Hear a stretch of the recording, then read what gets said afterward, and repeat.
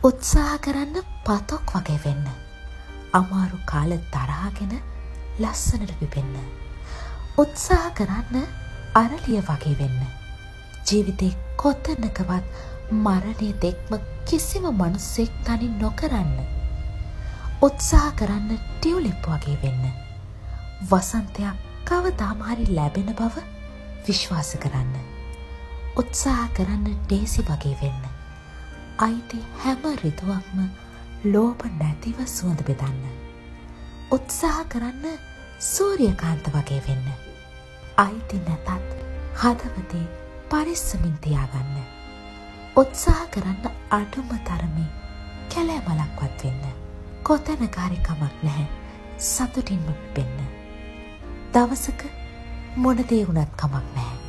උත්සාහ කරන්න මේ එක මලක් හරි වෙන්න.